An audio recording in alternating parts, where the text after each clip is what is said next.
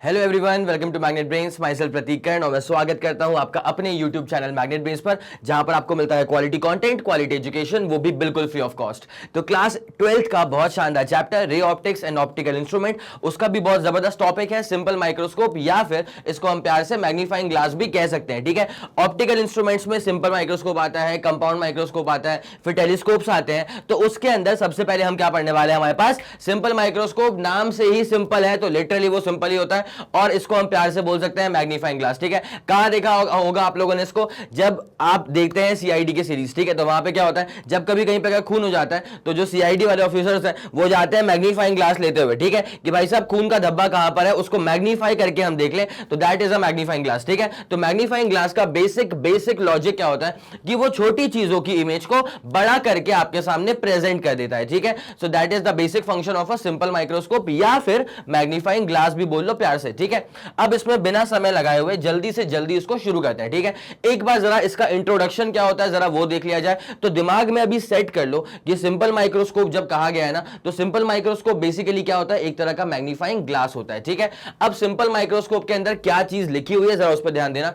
A simple microscope is used for observing magnified images of tiny objects. ठीक है, छोटे छोटे ऑब्जेक्ट्स की अगर आपको बहुत एनलार्ज इमेज चाहिए, then you will use a simple microscope या फिर मैग्नीफाइंग ग्लास। ठीक है, अब उसके बाद क्या लिखा हुआ है, इसके अंदर क्या क्या होता है, तो it consist of a convex lens. Okay, convex lens होता है जिसका फोकल लेंथ बहुत ही छोटा होता है। अब एक बात आप समझ जाइए कि अगर इसका फोकल लेंथ छोटा है तो ऑब्वियसली इसका जो पावर है वो काफी ज्यादा होगा, बिकॉज पावर ऑफ लेंस जो होता है ना, ये होता है 1 upon focal length. Power of lens क्या होता है, 1 अपॉन फोकल लेंथ। तो अगर फोकल लेंथ बहुत ही छोटा आप यूज कर रहे हैं तो लिटरली उसकी पावर जो है वो काफी ज्यादा हो जाएगी। और आपको पता होना चाहिए कि अगर फोकल लेंथ होता है मीटर्स में, तो तब जाकर के पावर ऑफ लेंस आता है डायोप्टर्स में। किसमें आता है, डायोप्टर्स में आता है। इस पर एक लेक्चर में डिलीवर कर चुका था, तो एक बार आप चाहें तो उसको भी रिविजिट कर सकते हैं, पावर ऑफ लेंस के नाम से ही था। ठीक है, चलिए ओके। तो it consist of a convex lens जिसका फोकल लेंथ बहुत ही छोटा होगा। ठीक है, उसके बाद होता क्या है, a virtual erect and magnified image of the object is form. ठीक है, जब आप मैग्नीफाइंग ग्लास को यूज करते हैं ना, तो जो अल्टीमेट इमेज फॉर्म होती है, पहली बात तो वर्चुअल होती है और कॉम्बो पैक होता है मेरे भाई। अगर वर्चुअल है मतलब इरेक्ट का होना लाजमी है, अगर वर्चुअल इमेज बन रही है मतलब सीधी खड़ी इमेज होगी, दैट इज इरेक्ट इमेज होगी, वो बात तो लाजमी है, और मैग्नीफाइड इमेज तो होगी। उसके बाद is formed at the least distance of distinct vision. ये जो लिखा हुआ है least distance of distinct vision, इसका मतलब क्या होता है, जैसे मान लीजिए फॉर एग्जांपल अगर फॉर नॉर्मल ह्यूमन आई, अगर फॉर नॉर्मल ह्यूमन आई हम बात करें, तो नॉर्मल ह्यूमन आई के लिए क्या होता है, जैसे मान लीजिए कुछ लिखा हुआ है यहाँ पे। ठीक है, अगर मैं उसको यहां से देख रहा हूं तो मेरे को वो क्लियर दिख रहा है। ठीक है, अब जब मैं इसको पास लाया, ठीक है, तो यहां पे क्या होने वाला है ना कि एक पॉइंट के बाद क्या होता है, कि इमेज जो है ना, जो कुछ लिखा हुआ है उसकी जो इमेज है वो थोड़ी सी ब्लर्ड बनना शुरू हो जाती है। ठीक है, हल्की सी ब्लर हो जाती है वो इमेज। ठीक है, तो नियरेस्ट मतलब सबसे बेहतरीन जो इमेज बन रही है वो कहां पर बन रही है, वो बन रही होती है 25 सेंटीमीटर की दूरी पर for a normal human eye, and that 25 centimetre is called as the least distance of distinct vision. हर एक अक्षर को आप डिस्टिंक्टली पढ़ पा रहे हो। ठीक है, अगर 25 सेंटीमीटर से पास कर दिया फॉर अ नॉर्मल ह्यूमन आई, अगर 25 सेंटीमीटर से पास कर दिया ना, तो वो जो इमेज बनेगी वो उतनी क्लियर इमेज नहीं होती है, वो जरा सी ब्लर्ड इमेज बन जाती है। ठीक है, so that distance is called as the least distance of distinct vision. It's as simple as that. ठीक है, तो आपको इतनी बात पूरी समझ में आ गई है, पक्का, चले डन। अब मैं क्या बोल रहा था यार, कि जो चीजें यहाँ पे लिखी हुई है ना, इसको तुम प्लीज नोट कर लेना, बिकॉज मैंने हर बार बोल के रखा हुआ है कि कई बार ऐसा होता है कि बच्चों को आता है सब कुछ, ठीक है, लेकिन जब वो एक्सप्रेस करने के लिए जाते हैं उनको वर्ड्स नहीं मिलते हैं। ठीक है, तो वर्ड्स क्यों नहीं मिल रहे हैं आप लोगों को, क्योंकि आपने ऐसे क्लासी टर्म्स देखे नहीं है। ठीक है, तो इसको लिटरली लिखना बहुत जरूरी है, इसको आप लिख लेंगे तो उससे फायदा क्या होता है कि यू विल रिटेन दिस। ठीक है, और फिर आप इसको वहां पे एग्जाम में लिख करके आ सकते हैं, तो आपको मार्क्स ढंग के मिल जाते हैं। ठीक है, ये वाली बात समझ में आ रही, चलो तो लिखते हुए चलना मेरे भाई। ठीक है, ये वाली कहानी होती है least distance of distinct vision की from the eye held close to the lens. ठीक है, हम जो आंखें रखेंगे ना वो एकदम लेंस के ऐसे पास रखेंगे। ठीक है, ताकि आप जो भी अपने पास ऑब्जेक्ट होगा उसकी मैग्नीफाइड इमेज बहुत क्लियरली देख सकें। ठीक है, तो ये इसका बेसिक लॉजिक होता है। That is why the simple microscope is also called as a magnifying glass.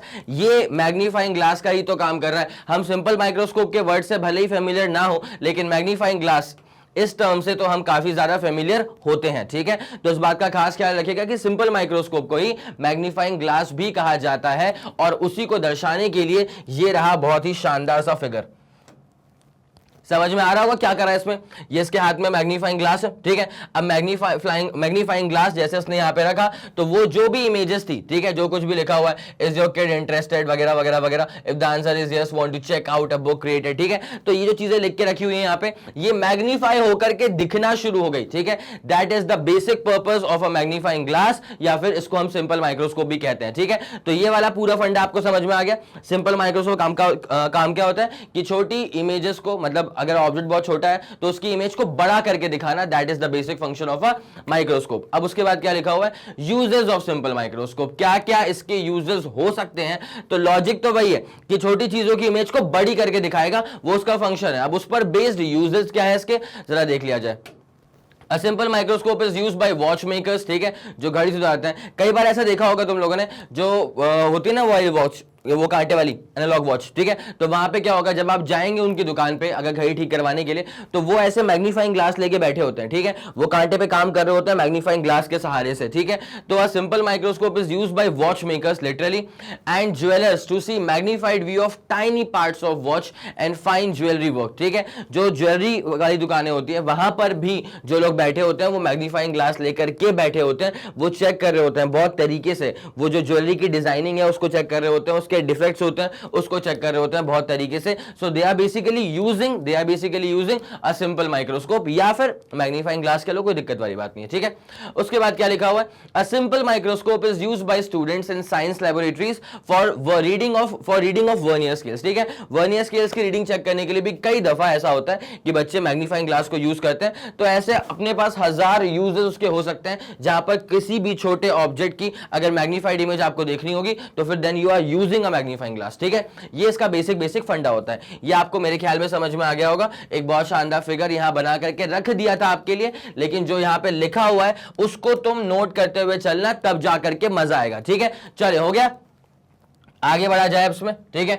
अब यहां पे क्या लिखा हुआ है सर, यहां पे लिखा हुआ है मैग्नीफाइंग पावर या फिर एंगुलर मैग्निफिकेशन, ठीक है। अब ये एंगुलर मैग्निफिकेशन क्या होता है, इसको समझने के लिए ना आपको तरीके से पूरे रे डायग्राम की जरूरत पड़ने वाली है, लेकिन मैं आपको एक हल्का सा यहां पे बता दूं कि ये सिंपली बस एक तरह का रेशियो होता है। ये क्या होता है, रेशियो होता है। मैग्नीफाइंग पावर या एंगुलर मैग्निफिकेशन जो होता है वो रेशियो होता है with angle subtended by the image to the angle subtended by the object, ठीक है।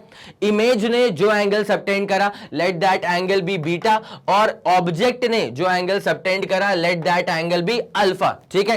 तो तब जाकर के बीटा बाय अल्फा का जो रेशियो होता है, that is the angular magnification, that is the angular magnification. ये वाली बात समझ में आ रही है। अच्छा, मैं हमेशा बोलता हूं कि जब भी कभी एंगल अकेला आता है ना, तो आप उसको अकेला एंगल मत लिया करिए, आप उसका tan निकाल लिया करिए। क्या निकाल लिया करिए, tan। मतलब यहां तो कहा गया, इसका रेशियो कहा गया, देखो तो मैग्नीफाइंग पावर और angular magnification of a simple microscope is defined as the ratio of angle subtended at the eye by the final image। final image ने क्या एंगल सबटेंड करा, बीटा, और उसके बाद ऑब्जेक्ट ने क्या एंगल सबटेंड करा, अल्फा। तो बीटा का अल्फा का रेशियो होता है। बट मेरा ये कहना होता है कि आप हमेशा जब भी आपको अगर सिर्फ एंगल देके रखा हुआ है ना, तो try to evaluate tan of that angle. इसका मतलब ये है कि हम यहां पे निकालने वाले हैं, इसका मतलब यह है कि हम यहां पे निकालने वाले हैं not just beta but tan beta, not just alpha but tan alpha, ठीक है। ये वाली बात समझ में आ रही है।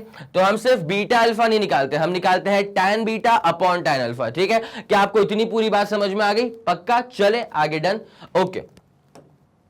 तो यहां पे जो लिखा हुआ है मैग्नीफाइंग पावर या एंगुलर मैग्निफिकेशन की डेफिनेशन, इसको जरा देख लीजिएगा। अब बाकी जैसे हम इसमें आगे बढ़ेंगे, इसका जो पूरा रस निकल करके आता है ना, वो वही है कि m is equal to, m का मतलब मैग्नीफाइंग पावर या फिर एंगुलर मैग्निफिकेशन, वो क्या हो जाएगा, tan beta upon tan alpha. It's as simple as that, ठीक है। अब इसका जो एग्जैक्टली पूरा फंडा है ना, वो तो रे डायग्राम्स को देखने के बाद समझ में आता है, ठीक है। तो अब हम आने वाले हैं रे डायग्राम पे। देखो कई बार क्या होता है, जैसे यहां पे ये बना हुआ है, ठीक है, ये तुमको चमकेगा बट उस लेवल पे ऐसे नहीं चमकता, ठीक है, जब तक मैं इसको तुम्हारे सामने बना ना दूं, ठीक है। तो मैं तुम्हारे सामने बकायदा डायग्राम को बनाऊंगा और उसके बाद तुमको समझाऊंगा कि एग्जैक्टली ये कैसे कर रहा है, एक छोटे ऑब्जेक्ट की मैग्नीफाइड इमेज ये कैसे बना रहा है, ठीक है। तो ऑब्जेक्ट क्या होगा भाई, कुछ तो नाम दोगे ना ऑब्जेक्ट को, तो ए बी नाम दे देना, ठीक है। अब उसकी जो इमेज बनेगी कुछ तो नाम दोगे ना उसको, तो ए डैश बी डैश नाम दे देना। तो ये हम हमेशा से करते हुए आए हैं, ये हम कोई आज नहीं करने वाले, हम हमेशा से ये ट्राई करते हैं कि जहां पर भी ऑब्जेक्ट हो, अगर उसका फाइनाइट साइज हुआ तो हम उसको ले लेते हैं ए बी, ठीक है। और अगर वो इमेज जो बन रही है उसकी, उसको हम नाम क्या दे देते हैं, A dash B dash. So this is the height of the image, ठीक है। It's as simple as that. अब यहां पर भी तो वही चीज हो रही है ना यार, एक छोटा सा ऑब्जेक्ट था, ठीक है, एक कॉन्वेक्स लेंस आपने लिया और उसकी एक बड़ी सी इमेज यहां पर बन के आ गई आपके सामने, तो बस पर्पस सर्व हो गया इसका पर्पस वैसे भी क्या था कि छोटे ऑब्जेक्ट्स की एक मैग्नीफाइड इमेज आपके सामने प्रेजेंट करना, तो वो उसने कर दिया। मैंने पहले भी कहा था कि वर्चुअल इमेज होगी, इरेक्ट इमेज होगी और मैग्नीफाइड इमेज होगी, ठीक है।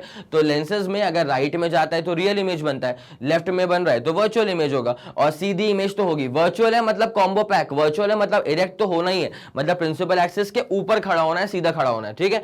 और बाकी मैग्नीफाइड तो दिख ही रहा है, छोटा सा ऑब्जेक्ट बड़ी सी इमेज तो एनलार्ज्ड इमेज दिख रही है, ठीक है। अब इसका पूरा का पूरा रे डायग्राम कैसा होगा वो मैं आपके सामने अभी बनाने वाला हूं, तो जल्दी एक काम करिए, एक बार जरा ट्राई करिए कि क्या आपसे ये बन रहा है, उसके बाद तो फिर मैं करवाता ही हूं, जल्दी करिएगा। चलें फिर, देख लिया होगा आप लोगों ने इस चीज को। अब जरा मैं इसको वापस से पूरा तरीके से बना करके दिखाता हूं और फिर चेक करते हैं कि लिटरली क्या छोटा सा ऑब्जेक्ट होगा और उसकी बड़ी सी इमेज बनेगी। चलें ठीक है, रेडी, चलो आ जाओ भाई, जल्दी करते हैं इसको, बिल्कुल भी समय नहीं लगाते हुए। देखो, कॉन्वेक्स लेंस चाहिए ना भाई, इसमें क्या चाहिए अपने को, कॉन्वेक्स लेंस चाहिए, ठीक है। और ये रहेगी इसकी प्रिंसिपल एक्सिस, ये रही इसकी प्रिंसिपल एक्सिस, ठीक है। अब क्या होगा कि यहां पे मान लेते हैं एक ऑब्जेक्ट तो रखना पड़ेगा, ठीक है। तो लेट्स सपोज कि ये हमने रख दिया यहां पे एक ऑब्जेक्ट,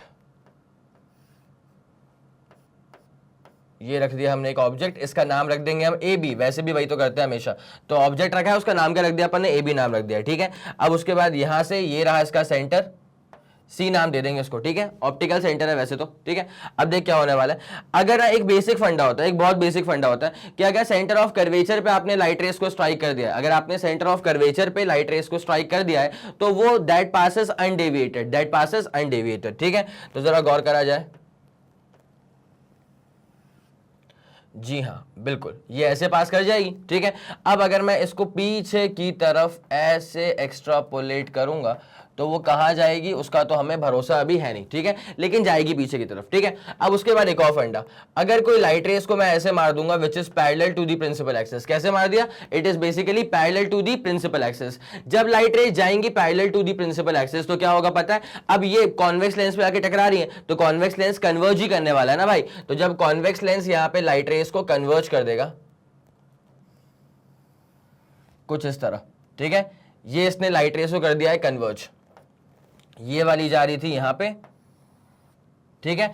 और एक सेकेंड, जी हां, ये जा रही थी ऐसे, ये इसको अपन ने करा ऐसे एक्स्ट्रापोलेट, उसके बाद लाइट रेस गई parallel to the principal axis, वो कन्वर्ज हो गई। अब जो लाइट रेस यहां पे कन्वर्ज हो गई हैं, जो लाइट रेस यहां पे ऐसे कन्वर्ज हो गई हैं, अगर मैं इसको पीछे की तरफ करूंगा ऐसे एक्स्ट्रापोलेट तो भाई साहब यहां पर बन रही है इसकी इमेज, कहां बन रही है इमेज, यहां बन रही है। और ऑब्वियसली ये जो इमेज आपको बनती हुई दिखाई दे रही है, ये जो इमेज यहां पर बनेगी, ये मान लेते हैं यहां बन रही है, ठीक है। तो ये जो इमेज है वो ऑब्जेक्ट से तो बड़ी इमेज बन रही है ना, मतलब मैग्नीफाइड इमेज तो बन गई। तो अब जो ये इमेज बन रही है इसको नाम देंगे ए डैश, क्या नाम देंगे इसको, ए डैश, ए डैश, ठीक है। और इमेज तो बनी गई है, तो भाई साहब अच्छा ऑब्वियसली ये वर्चुअल एंड इरेक्ट इमेज है, कैसी इमेज है, वर्चुअल एंड इरेक्ट इमेज। तो ए डैश तो हो चुका है और दूसरे का नाम रखते हैं बी डैश।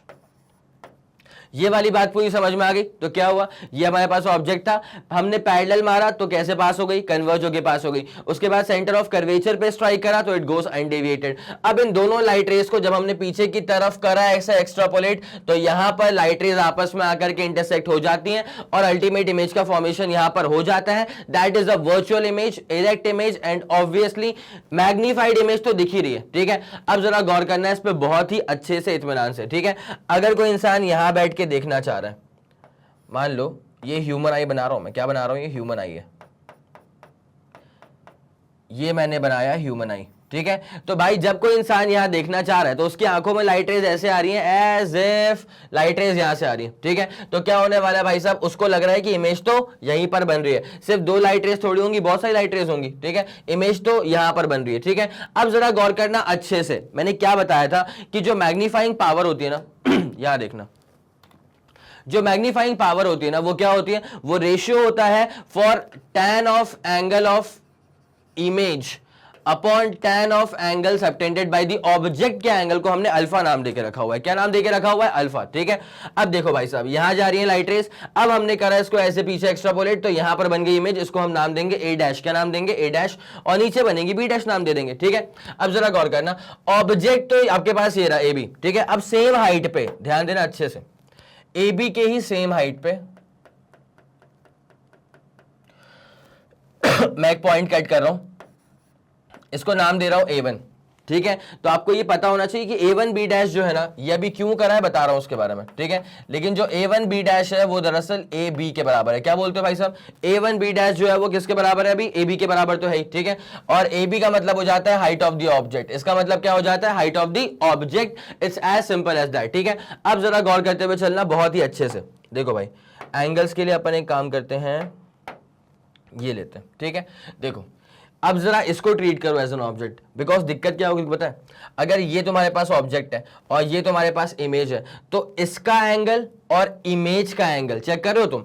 ए बी ने जो एंगल मारा सी के ऊपर, ये वाला एंगल। ठीक है, और ए डैश बी डैश ने जो एंगल मारा सी के ऊपर, वो भी यही एंगल है। तो यहां पे कंफ्यूजन हो रहा है। ठीक है, तो अपन एक काम करते हैं कि ऑब्जेक्ट को अपन ना सेम हाइट मैंने यहां पे काट दी A1 B डैश, तो जरा इसे कंसिडर करो अभी ऑब्जेक्ट। ठीक है, तो ऑब्जेक्ट अगर ये है तुम्हारे पास, तो इसने जो एंगल सबटेंड करा इसको बोल दो अल्फा, और बाकी ये जो तुम्हारे पास था, ठीक है, ए डैश बी डैश, उसने जो एंगल सबटेंड करा उसको बोल दो बीटा। ऑब्वियसली इमेज का एंगल तो क्या होता है, बीटा ही होता है। कोई दिक्कत वाली बात है क्या, पक्का। तो अब इसके हिसाब से जब हम इसमें कहानी में आगे बढ़ेंगे तो आपको पता होना चाहिए कि मैग्नीफाइंग पावर जो होती है वो होती है tan of angle by image upon tan of angle by alpha. तो m इज इक्वल टू क्या हो जाएगा, tan beta by tan alpha हो जाएगा। It's as simple as that. ठीक है, अब आपको निकालना पड़ेगा यहां पे बीटा, tan बीटा निकालना पड़ेगा, और फिर निकालना पड़ेगा हमको यहाँ पे tan अल्फा। अब बस उसमें कैसे खेल करना है, बस उस पर जरा ध्यान दीजिएगा। तो पहले हम निकालते हैं tan बीटा। ट्राइंगल ले लो बेटा, ये वाला ट्राइंगल ABC। ठीक है, तो जैसे हम लेंगे ट्राइंगल ABC और यहां पे हम निकालेंगे tan बीटा, तो tan बीटा निकालने के लिए क्या हो जाएगा, परपेंडिकुलर अपॉन बेस। ठीक है, तो परपेंडिकुलर क्या है यहां पे AB, अपॉन बेस क्या है यहां पे CB। ठीक है, तो ये आ गया हमारे पास tan बीटा, ये क्या आ गया हमारे पास tan बीटा। अब ऐसे ही आराम से निकाल दो tan अल्फा। क्या निकाल दो, tan अल्फा। ठीक है, तो tan अल्फा के लिए हम ट्राइंगल कौन सा लेते हैं भाई, tan अल्फा बोले तो ये वाला। तो इसके लिए आप ट्राइंगल ले लीजिए A1 B डैश और C। कौन सा ले लीजिए, A1 बी डैश और सी। जब आप ट्राइंगल A1 बी डैश और सी लेके चलेंगे ना, और जब आप यहां पे निकालेंगे tan अल्फा, तो tan अल्फा क्या हो जाएगा, लॉजिक सेम है यार, परपेंडिकुलर अपॉन क्या होता है, बेस होता है। तो परपेंडिकुलर क्या है, A1 बी डैश है, आराम से करो, A1 बी डैश है, अपॉन नीचे क्या हो जाएगा, बेस हो जाएगा सी बी डैश। बेस क्या है मेरे भाई, सी बी डैश। ठीक है, तो यहां से tan अल्फा भी आ चुका है। ठीक है, अब आपको पता है कि मैग्नीफाइंग पावर बेसिकली क्या होता है sorry, tan beta upon tan alpha होता है। ठीक है, tan बीटा आप निकाल चुके हो, tan अल्फा भी आप निकाल चुके हो, बस एक काम करो, उसका रेशियो लो, तरीके से इसका रेशियो लो, काम खत्म हो जाएगा। ठीक है, तो नाउ कौन सा पेन लेते हैं, येलो लेते हैं, ग्रीन लेते हैं। Now as we know that magnifying power जो होती है या फिर एंगुलर मैग्निफिकेशन जो होता है वो होता है tan beta upon tan alpha. ठीक है, तो अब इसमें हम सारी वैल्यूज को पुट कैसे करेंगे, पहले जरा पुट कर दो tan बीटा। ठीक है, tan बीटा कहां पे आ रहा है, AB अपॉन CB आ रहा है। क्या आ रहा है, AB अपॉन CB, तो लिखो उसको AB अपॉन CB। उसके बाद नीचे क्या आ रहा है, नीचे आ रहा है tan अल्फा। ठीक है, tan अल्फा ये रहा आपके सामने, तो पलट के मल्टीप्लाई कर दो, बिकॉज वहां पे डिवाइड करना है ना। तो CB डैश अपॉन ये हो जाएगा A1 B डैश वही लिखा हुआ है ना, हाँ जी, A1 B डैश लिखा हुआ है। अब उसके बाद यहां तक की बात क्लियर हो गई है पक्का, तो कुछ नहीं करा, पहले निकाला tan बीटा, उसके बाद निकाला tan अल्फा, फिर उसका रेशियो ले लिया मेरे भाई, कुछ नहीं करा, सिर्फ रेशियो लिया। ठीक है, बिकॉज रेशियो भी क्यों लिया, because by definition angular magnification या फिर मैग्नीफाइंग पावर जो होती है वो रेशियो ही तो होती है, किसका, tan of angle bye the image upon tan of angle bye the object. इस बात को दिमाग में अच्छे से अटकाओ। ठीक है, चलो भाई साहब, अब ये वाली बात तो क्लियर है। अब आप एक बात समझ पा रहे होंगे। A1 B डैश को तो हम क्या बोल सकते हैं, AB, इसलिए मैंने इसको पहले ही लिख दिया था कि आप A1 B डैश को लिटरली क्या बोल सकते हैं, AB बोल सकते हैं। तो भाई साहब जब ऐसी बात है तो यहां पे AB upon CB into CB dash upon, अब मैं क्या करने वाला हूं, A1 B डैश को मैं क्या लिखने वाला हूं, A1 B डैश को मैं लिखने वाला हूं AB के बराबर। ठीक है, AB के बराबर मैंने लिख दिया, तुम समझ गए इस बात को। ठीक है, अब जिसको जाना है उसको जाना है। जैसे अब ये AB और ये वाला AB अब ये हमारे बीच नहीं रह पाए, बिकॉज अब वो निपट चुके हैं, अब वो निपट चुके हैं। ठीक है, उसके बाद जो आपके पास बचेगा वो बचेगा CB डैश अपॉन CB। क्या बचेगा भाई, CB डैश अपॉन CB। अब जरा गौर करिए, एक लेंस में क्या होता है कि लेंस में आप हर डिस्टेंस जो है ना वो मेजर करते हैं फ्रॉम द ऑप्टिकल सेंटर। जैसे भाई मिरर्स में क्या होता है, मिरर्स में आप हर डिस्टेंस को मेजर करते हैं फ्रॉम द पोल, तो वैसे ही लेंसेज में आप हर डिस्टेंस को मेजर करते हैं फ्रॉम द ऑप्टिकल सेंटर। ठीक है, अब जो CB डैश लिखा हुआ है चेक करना, बी डैश पे क्या हो रहा है बेटा, बी डैश पर फॉर्म हो रही है इमेज। ठीक है, बी डैश पर क्या फॉर्म हो रही है, बी डैश पे फॉर्म हो रही है इमेज। ठीक है, तो ये जो सी से लेकर के बी डैश की दूरी है ना वो क्या हो जाएगी, इमेज की दूरी। लेकिन साइन कन्वेंशन मत भूलना, बिकॉज आपको कहां भगना पड़ रहा है बी डैश तक जाने के लिए, आपको सी से भगना पड़ रहा है लेफ्ट हैंड साइड में, और लाइट रेस का डायरेक्शन क्या होता है, लेफ्ट टू राइट। ठीक है, और अगर आप कहां जा रहे हैं, राइट टू लेफ्ट, तो फिर you are basically moving opposite to the direction of light. ठीक है, और अगर आप लाइट के डायरेक्शन के ऑपोजिट जा रहे हैं then that distance will be taken as negative. ठीक है, तो यहां पे क्या आ जाएगा, -v, क्या आ जाएगा -v। उसके बाद C से लेकर के B पे क्या हो रहा है भाई साहब, B पे खड़ा हुआ है ऑब्जेक्ट, B पे क्या खड़ा हुआ है ऑब्जेक्ट, तो C से लेकर के B की दूरी क्या हो जाएगी, ऑब्जेक्ट डिस्टेंस, क्या हो जाएगी, object distance, and that to negative में। ठीक है, बिकॉज यहां पर भी क्या हो रहा है, आपको कहां भागना पड़ रहा है, लेफ्ट हैंड साइड में, तो अगर आप लेफ्ट हैंड साइड में जा रहे हैं तो that distance is basically negative ना। ठीक है, अब यहां पर क्या हो जाएगा, जब ये कटेगा तो M आ जाएगा आपके पास V/U, M क्या आ जाएगा, V/U।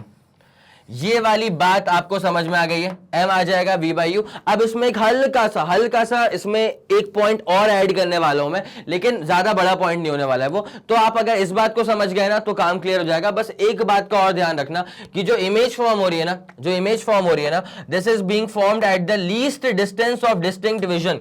भाई साहब सबसे क्लियर फॉर्म की इमेज कब दिखाई देगी आपको, ये इमेज सबसे क्लियरेस्ट फॉर्म में कब दिखाई देगी, जब वो बन रही होगी least distance of distinct vision पे, 25 सेंटीमीटर पे, क्योंकि भाई इससे अगर आप पास लेके आ जाओगे ना तो वो इमेज हो जाएगी ब्लर। ठीक है, तो सबसे क्लियर कब दिखती है, at the least distance of distinct vision, उसको हम डी का टर्म देने वाले हैं। अब डी का टर्म दे दिया। ठीक है, तो यहां पे जो डी लिखा हुआ है ना, दिस इज द, इसको लिख देता हूं मैं यहां पे, D is the least distance of distinct vision, least distance of distinct vision. ठीक है, तो इसको हमने नाम देके रखा है डी का, it's as simple as that. और एम का फॉर्मूला क्या आ चुका है, V/U। बस इतनी सी बात क्लियर हो गई आपको। अब उसमें बस हल्का सा फॉर्मूला मैं और क्लिक करवाने वाला हूं आप लोग को, लेकिन आपका काम पहले बस ये है कि आप जल्दी से पहले इसका स्क्रीनशॉट ले लो। ले लिया आप लोगों ने, ठीक है भाई साहब, 3 2 1 रेडी गो डन। चलो हो गया, ये वाली बात पूरी समझ में आ गई। एक बार इसको वापस से देख लेते हैं। अभी क्या आ गया, M = V/U तो आ चुका है, M क्या आ चुका है, V/U तो आ चुका है। ठीक है, अब जरा गौर करना। Now, as we already know, एक बात तुमको पहले से पता है, अच्छा सर हमको पहले से पता है, हाँ जी आपको पहले से पता है, बिकॉज आपने अगर लेक्चर देखे हैं मेरे तो मैंने आपको पढ़ाया हुआ था कि लेंसेज में जो मैग्निफिकेशन होता है ना उसका एक चेन फॉर्मूला करवाया था। एक होता है V/U, एक होता है F-V/F, एक होता है F/F+U, एक होता है HI/HO। ठीक है, तो अगर आपको याद नहीं आ रहा है तो मैं एक काम कर रहा हूं, आपको एक बार यहां पे लिख के बता रहा हूं। M जो हमने एक निकाल के रखा हुआ था वो आया था F-V/F। क्या आ गया था, F-V/F। ठीक है, तो नाउ एक बात समझो कि अगर इमेज बन रही है at the least distance of distinct vision तो क्या होगा, now if image is formed, अगर इमेज फॉर्म्ड हो रही है at the least distance of distinct vision, now if the image is formed at the least distance of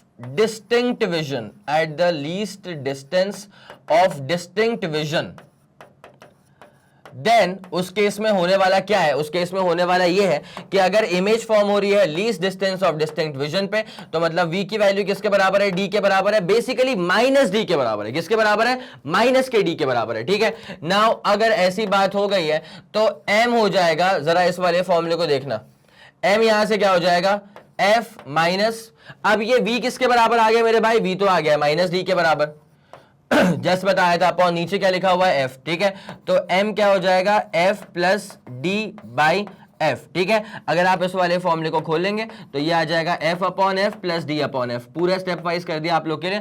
तो therefore simple सी बात है कि m यहां से आने वाला है, f बाई f तो 1 हो गया, तो 1 plus d by f, 1 plus D by F, it's as simple as that. ठीक है, तो भाई साहब ये रहा आपका डन केस। ठीक है, तो आपका बस यही वाला एक हल्का सा फॉर्मूला था, मतलब जब भी सवाल ऐसा आता है ना कि what do mean by simple microscope या उसका डेरिवेशन कर दीजिए, तो डेरिवेशन में सवाल पूछने वाला आपसे दरअसल ये एक्सपेक्ट कर रहा होता है कि आप इस वाले रिजल्ट को डिलीवर करते हैं कि नहीं करते हैं। ठीक है, तो यहां तक पहुंचना कौन सी बड़ी बात है, अगर हम यहां तक पहुंच गए थे तो आगे वाली कहानी तो आसानी है ना। ठीक है, तो ये रहा सिंपल माइक्रोस्कोप, बस एक कॉन्वेक्स लेंस होता है। अब एक सबसे प्यारी बात का ख्याल रखना कि अगर आपको बेस्ट व्यू चाहिए ना, तो जो ऑब्जेक्ट है उसको आप फोकस के अंदर रखिए, मतलब ये रहा इसका ऑप्टिकल सेंटर, ये रहा इसका फोकस। ठीक है, तो ये हो गई इसकी फोकल लेंथ, और ऑब्जेक्ट को हमने कहां रखा हुआ है, इसको हमने फोकस के अंदर रखा हुआ है, इस बात को बिल्कुल मत भूलिएगा। ठीक है, इसको याद ऐसे कर लो ना, ऐसे मान लो अगर कहीं पर कोई खून का धब्बा है, ठीक है,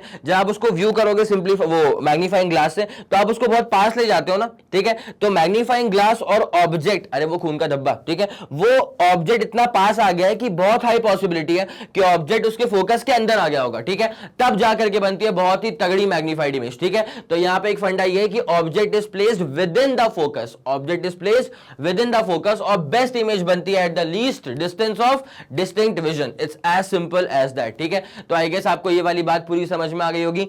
सबसे पहले इसका स्क्रीनशॉट ले लो, 3 2 1 रेडी गो, डन हो गया पक्का। अब उसके बाद कंक्लूड करने के लिए उसके बाद फिर आप इस चीज को भी लिख लीजिएगा। ठीक है, मैं तो बोलता हूं भाई कॉपी किताब लेके बैठा करो, अगर समय कम है तो स्क्रीनशॉट लो, 3 2 1 रेडी गो, डन। चलो हो गया, okay done.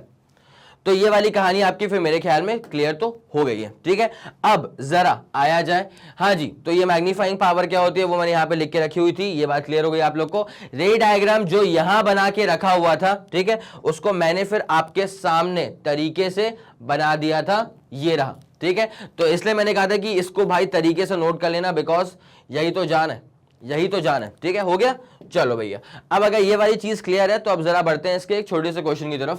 A simple microscope is a combination of to lenses. कोई बात नहीं है, वैसे तो होता क्या है कि एक ही लेंस होता है, लेकिन यहाँ पे कॉम्बिनेशन ऑफ टू लेंसेज है, कोई बड़ी बात नहीं है। जब कॉम्बिनेशन ही है तो उसको कंबाइन करके नेट पावर निकाल देंगे। ठीक है, नेट पावर निकाल दो बस एक लेंस का। ठीक है, तो simple microscope is a combination of to lenses of power 15 dioptre. देखो भाई साहब, पावर का प्लस में होना यहाँ पे बहुत लाजमी है। क्यों? सिंपल माइक्रोस्कोप में what you use is a convex lens.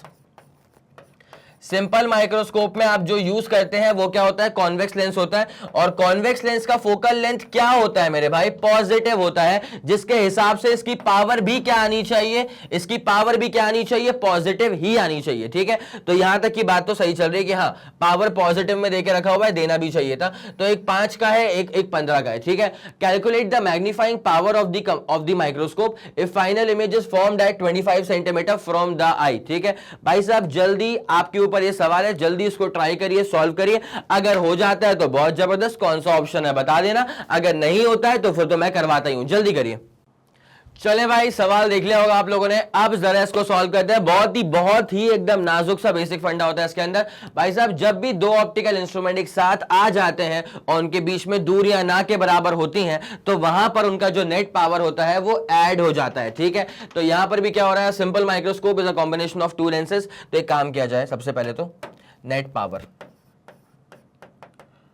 जो टोटल पावर आ रही है ना, जो टोटल पावर आ रही है ना वो आ रही होगी पहले वाले की पावर और दूसरे वाले की पावर मिला करके, ठीक है। तो टोटल पावर क्या आ जाएगी P1 प्लस P2। अब पहले वाले की पावर कितनी है 15 डायोप्टर और दूसरे वाले की पावर कितनी है 5 डायोप्टर, तो फिर नेट पावर कितना हो जाएगा 20 डायोप्टर। क्या हो जाएगा 20 डायोप्टर। अब जरा ना एक बात पे आप गौर फरमाइएगा अच्छे से, ठीक है। ये तो आ गई अभी अपने पास नेट पावर, ठीक है। अब आपको एक बात पता होना चाहिए कि जो नेट पावर होता है वो होता है 1 अपॉन नेट फोकल लेंथ, ठीक है। ये अगर फोकल लेंथ मीटर्स में होगा तो पावर आएगा डायोप्टर्स में। अगर फोकल लेंथ आपको सेंटीमीटर्स में गिवन था तो आपके लिए फॉर्मूला बन जाएगा 100 अपॉन एफ। क्यों? बिकॉज फोकल लेंथ सेंटीमीटर्स में गिवन था तो उसको मीटर्स में कन्वर्ट करने के लिए आपको डिवाइड करना ही पड़ता है 100 के साथ, ठीक है। तो वो मैंने कर दिया पहले से ही। मतलब अगर 100 बाई एफ लिखा हुआ है मतलब now the power is in dioptre for sure, और लेकिन जो फोकल लेंथ है that will be in centimetres, ठीक है। तो भैया एफ क्या हो जाएगा, एफ हो जाएगा 100 बाई पी। F कितना हो जाएगा 100 बाई पी। और पावर कितना गिवन, पावर निकाला अभी अपन ने हाल फिलहाल, ठीक है। तो कितना आ गया 5। तो ये 5 centimetre is going to be the focal length, ठीक है। 5 centimetre is going to be the focal length. अब जरा बातों पे गौर करिएगा, आपको यहां पे क्या निकालना है। If the final image is formed at 25 centimetre find the magnifying power. Magnifying power निकालना है अगर image is being formed at 25 centimetre, ठीक है। तो नाउ अब जरा एक बात पे और गौर करिएगा।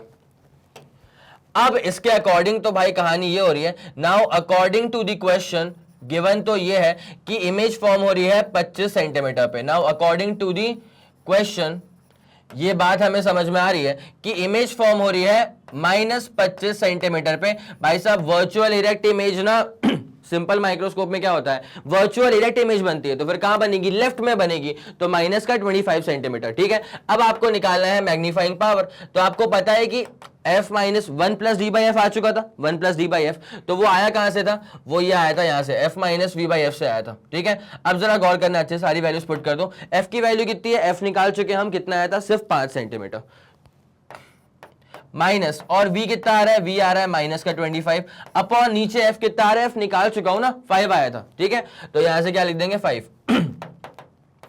Magnifying power is equal to कितना हो जाएगा 5 प्लस 25 दैट इज 30, और नीचे कितना आ जाएगा 5, 30 बाई 5 दैट इज 6। तो 30 बाई 5 कितना हो जाएगा, ये हो जाएगा 6। तो आपका आंसर क्या हो जाएगा, आपका जो फाइनल आंसर होना चाहिए वो होना चाहिए ऑप्शन सी दैट इज 6, ठीक है। क्या आपको ये वाली पूरी बात समझ में आ गई है पक्का? भाई पावर का बेसिक फंडा याद रखो, पावर क्या होता है, reciprocal of focal length. Power क्या होता है, लेंस की पावर की बात कर रहा हूं, लेंस की पावर क्या होता है, रेसिप्रोकल ऑफ फोकल लेंथ, ठीक है। तो it's as simple as that. ये रहा इस सवाल का डिटेल्ड सॉल्यूशन। आपका काम बस ये है जल्दी से जल्दी इसको तुरंत से पहले नोट कर लो, समय कम है तो स्क्रीनशॉट लो। 3 2 1 रेडी गो, डन। चलो हो गया होगा। अब इसको जरा क्लियर किया जाए। पक्का भाई साहब 6 आ गया आपका आंसर, ऑप्शन नंबर सी जो है that is the correct option, ठीक है। चले अब आगे बढ़ते हैं।